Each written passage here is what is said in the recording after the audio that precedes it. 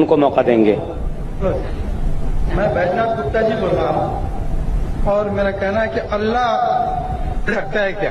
نہیں سنا. اللہ اگر اللہ جرے جرے میں ہے، خدا جرے جرے میں ہے تو کیا دیکھا جا سکتا ہے کیا؟ اللہ کدھر؟ خدا کو دیکھا جا سکتا ہے، اللہ کو دیکھا جا سکتا ہے. اللہ کدھر؟ آپ نے کہا گرے دبے. ہاں ذرے ذرے میں موجود ہے. ہاں بھائی صاحب نے کہا کہ اگر اللہ ہر جگہ ہر ذرے ذرے میں موجود ہے، ہر ذرے ذرے میں موجود ہے، قرآن کے مطابق اللہ کی طاقت، اللہ کا علم سب جگہ موجود ہے. اللہ لیکن عرش پہ بیٹھے ہیں. تو یہ کہنا اللہ سب جگہ موجود ہے یہ اسلام کی تعلیم میں نہیں ہے، یہ ہندو کی تعلیم میں ہے. کیا آپ اللہ کو دیکھ سکتے؟ نہیں. انسان اس دنیا میں، اس زندگی میں اللہ کو دیکھ ہی نہیں سکتے. اور اس کی مثال پیش ہے قرآن مجید میں. جب موسیٰ علیہ السلام اللہ سبحانہ وتعالیٰ فرماتے کیا میں آپ کو دیکھ سکتا ہوں، تو اللہ کو تو دیکھا نہیں، انہوں نے صرف پہاڑ کو دیکھ کے بے ہوش ہو سکتے. تو انسان اس زندگی میں اللہ سبحانہ وتعالیٰ کو نہیں دیکھ سکتا.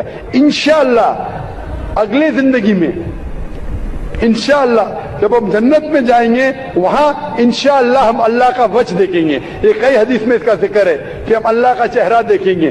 اسی لیے ہم کوشش کرتے اس امتحان، اس دنیا کے امتحان میں سفلتا پائے. انشاءاللہ جنت میں جائیں گے اور وہاں اللہ کا وجہ دیکھیں گے. اللہ کا جی مائک نمبر 4 میں جو خاتون ہے سوال کر سکتی ہیں.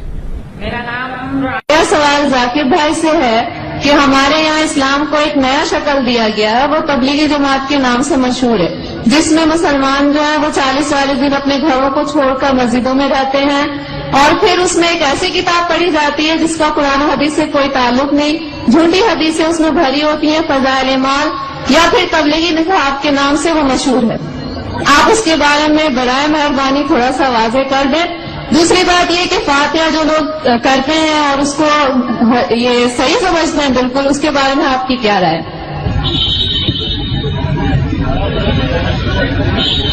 حالانکہ ایسے سوال کا جواب میں اکثر دیتا نہیں ہوں، یہ میرا فن جو ہے وہ پوچھنا مدد کرنا، کیونکہ آخری سوال اور خواتین کی طرف سے ہے، لوگ یہ نہیں کہنا چاہتے خواتین کے سوالات کا جواب میں نہیں دے رہا ہوں. میں نے سوال پوچھا کہ تبلیغ جماعت جو ہے ایک جماعت ہے ہمارے مسلمانوں میں، ہندوستان میں خصوصاً، وہ تبلیغ نصاب پڑھتی ہے جس کے اندر حدیث مکسچر ہے. اب بالکل صحیح فرماتے ہیں کہ تبلیغ نصاب یا فضائل اعمال جسے کہتے ہیں، اس کے اندر وہ کتاب ہے جو مولانا زکریا صاحب نے لکھی تھی، اس کے اندر مکسچر ہے، صحیح حدیث بھی ہے، ضعیف بھی ہے، موضوع بھی ہے، قانونی قصہ بھی ہے. تو اسے سارے حدیث کو ماننا اور سارے حدیث پہ عمل کرنا صحیح نہیں. ہمیں عمل کرنا چاہیے صحیح حدیث پہ. صحیح حدیث ہماری حجت ہے. ان کے لیے اگر آپ ضعیف حدیث جاننا چاہتے ہیں یا ضعیف حدیث دوسرے حدیثوں سے مل کے صحیح ہو جاتی ہے وہ ٹھیک ہے، لیکن باقی موضوع حدیث یا ضعیف حدیث کو حجت قائم کرنا یہ اسلام کے شریعت کے حساب سے صحیح نہیں. ہمیں عمل کرنا چاہیے قرآن اور صحیح حدیث پہ. ان کے لیے اگر آپ جاننا چاہتے ہیں تو الگ بات ہے.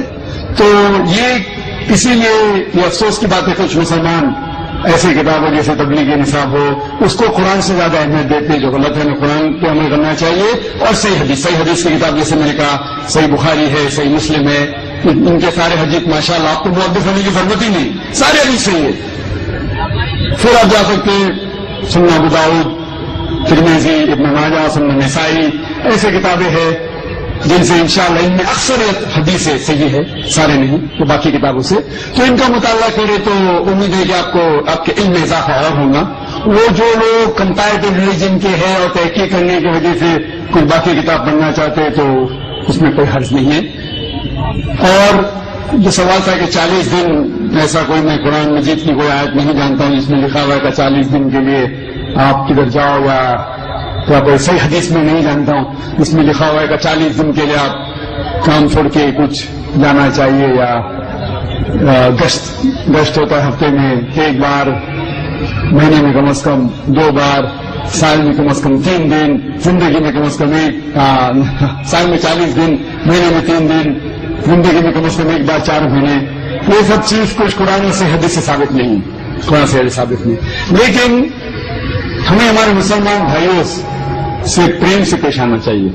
افسوس کی بات ہے کہ ہمارے مسلمان بھائیوں میں اتحاد نہیں ہے. اس کی وجہ ہے کہ کم علم کی وجہ سے ہمیں ان سے پیار سے پیش آنا چاہیے، حکمت سے پیش آنا چاہیے، اور قرآن حدیث کی دعوت دینا چاہیے، اصلاح کرنا چاہیے ہمارے بھائیوں کی۔ یہ کہنا کہ آپ غلط ہے اور شدت کے ساتھ ان کی مخالفت نہیں کرنا چاہیے، پیار اور حکمت کے ساتھ۔ جس طریقے سے میں کہتا ہوں سوائن بہنوں بہنوں کو مسلمان کے لیے کام کر سکتے ہیں، اور اس بات کی طرف جہاں پر ہمیں یکساں ہے، کیا یکساں ہے؟ قرآن ہے، صحیح حدیث ہے، یکساں ہے، اس کے اوپر عمل کرو۔ تو افسوس کی بات ہے کہ ہم حکمت کا استعمال نہیں کرتے، اسی لیے تفرق ہے۔ میں نے ایک تقریر دی تھی چنئی میں جنوری کے مہینے میں، یونٹی ان مسلم امہ، اسلام کی امت میں اتحاد، اور یہ تقریر انگریزی میں ہے جس میں میں نے فارمولا دیا ہے کس طریقے سے قرآن اور صحیح حدیث کے اوپر عمل کریں گے تو انشاءاللہ سارے مسلمان اتحاد میں رہیں گے، ایک ہوں گے۔ جیسا اللہ تعالیٰ فرماتے ہیں سورہ عمران میں سورہ نمبر 3 آیت نمبر 103 میں، واعتصموا بحبل اللہ جميعا ولا تفرقوا، اور ہم اللہ کی رسی کو مضبوطی سے پکڑے۔ اللہ کی رسی ہے قرآن اور صحیح حدیث، اس کو اگر ہم پڑھیں گے سمجھ کے، افسوس کی بات ہم قرآن سمجھ کے پڑھتے ہی نہیں، چند مسلمان قرآن کو سمجھتے ہیں، باقی لوگ تلاوت کرتے ہیں رمضان میں 1 بار 2 بار 10 بار، الحمدللہ تلاوت کیجئے، اچھی بات ہے، ثواب ملے گا، لیکن صرف تلاوت کرو اور اس کے اوپر عمل نہ کرو تو جنت میں جانے کی کوئی گارنٹی نہیں۔ تلاوت کرو، اگر آپ عربی نہیں جانتے تو اس کا ترجمہ پڑھو، اردو میں پڑھو، ہندی میں پڑھو، مراٹھی میں پڑھو، انگریزی میں پڑھو، جو زبان پہ آپ کو مہارت ہے اس زبان میں پڑھو۔ بخاری کا ترجمہ پڑھو، صحیح مسلم کا پڑھو اور عمل کرو۔ افسوس کی بات ہے کہ ہم قرآن مجید کو سمجھ کے نہیں پڑھتے، اسی لیے کوئی بھی آدمی اپنے آپ کو عالم بول کے آپ کو گھومنے لے جاتا ہے۔ کوئی بھی کچھ بھی کیا فتویٰ نہیں دیا، مان لیے۔ دیکھو ذاکر نائک جو اسلام میں کہتے ہیں وہ 0 ہے، شونیہ 0۔ اسی لیے میں کہتا ہوں اللہ کہتے ہیں قرآن میں سورہ عمران سورہ نمبر 3 آیت نمبر 64 میں، تعالیٰ کم تم سوائن بہن، میں اگر کہوں گا تو اس کی اہمیت ہی کچھ نہیں۔ تو میں جو کہتا ہوں اسلام میں 0 ہے، میں ہمیشہ قرآن حدیث، قرآن صحیح حدیث۔ تو جو بھی عالم کچھ بھی آپ سے کہتا ہے اس سے پوچھئے کوئی ہاتھ بڑھانا کن، آپ اپنا ثبوت پیش کرو، ان کو تم صادقین اگر آپ سچے ہیں تو قرآن مجید کی آیت سورہ بقرہ کی سورہ نمبر 2 آیت نمبر 111 میں، کوئی ہاتھ بڑھانا کن ان کو تم صادقین، آپ اپنا ثبوت پیش کرو اگر آپ سچے ہیں۔ اگر آپ کے ثبوت پیش کریں گے تو اسلام میں ہر مسلمان کو 40 دن جانے کا، تو میں جاؤں گا بے شک، 4 مہینے جانے کا جاؤں گا بے شک۔ آپ نے پوچھا فاتحہ صحیح ہے کہ غلط ہے؟ سورہ فاتحہ پڑھنا اچھی بات ہے، الحمدللہ، اس میں کیا بری بات ہے؟ لیکن آپ کا مین سوال ہے کہ کھانے پہ فاتحہ پڑھنا اور کسی شخص کے نام کے اوپر ذریعہ بنا کے کرنا، قرآن مجید میں کم از کم 4 جگہ کہا گیا ہے۔ سورہ بقرہ میں سورہ نمبر 2 آیت نمبر 173، سورہ مائدہ سورہ نمبر 5 آیت نمبر 3، سورہ انعام سورہ نمبر 6 آیت نمبر 145، اور سورہ نحل چیپٹر نمبر 16 سورہ نمبر 16 آیت نمبر 115 میں اللہ تعالیٰ فرماتے حرمت علیکم المیتۃ والدم ولحم الخنزیر وما اہل لغیر اللہ بہ، آپ کے لیے حرام ہے سور کا گوشت، خنزیر کا گوشت، مرا ہوا گوشت، خون، اور وہ کھانا جس کے اوپر اللہ کے علاوہ کسی اور کا نام لیا گیا ہے۔ تو اگر آپ اللہ کے علاوہ کسی اور کا نام لیتے کھانے پہ، چاہے وہ محمد صلی اللہ علیہ وسلم کا بھی ہو، اگر آپ محمد صلی اللہ علیہ وسلم کا بھی نام لیتے کھانے پہ تو قرآن کی آیت کے حساب سے آپ کے لیے حرام ہے۔ تو باقی کسی کے پیر یا لینے کا اجازت ہے نہیں، تو میں نہیں کہہ رہا ہوں، آپ جیسے مت کہ میں ڈاکٹر ذاکر نائک کہتے ہیں کہ اللہ کے علاوہ کسی کا نام لینا حرام ہے، میں کیا تو کچھ اس کی اہمیت بھی نہیں۔ آپ کہیے آپ کے سہیلی سے، آپ کے دوست سے کہ اللہ تعالیٰ فرماتے سورہ بقرہ میں سورہ نمبر 2 آیت نمبر 173، اللہ تعالیٰ فرماتے سورہ مائدہ میں سورہ نمبر 5 آیت نمبر 3، اللہ تعالیٰ فرماتے سورہ انعام سورہ نمبر 6 آیت نمبر 145، اللہ تعالیٰ فرماتے سورہ نحل سورہ نمبر 16 آیت نمبر 115۔ اگر یاد نہیں رکھ سکتے لکھیے، قرآن دکھائیے، اللہ تعالیٰ فرماتے وہ کھانا جس کے اوپر اللہ کے علاوہ کسی اور کا نام لیا گیا۔ تو اکثر جہالت کی وجہ سے کچھ ہمارے مسلمان بھائی بہن اس غلط فہمی کا شکار ہے کیا یہ دین کے اندر یہ دین کا مسئلہ ہے. لیکن اس بات پہ میں اس جواب کو ختم کروں گا.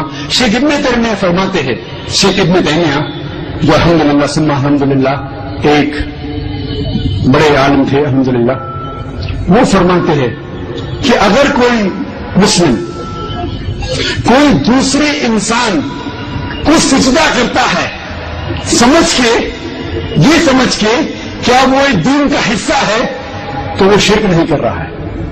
اگر کوئی مسلمان ایک دوسرے انسان کی سجدہ کرتا ہے یہ سمجھ کے کہ دین کا حصہ ہے, تو وہ مشرک نہیں ہے جب تک آپ اسے یہ نہیں سمجھائے کہ یہ غلط ہے.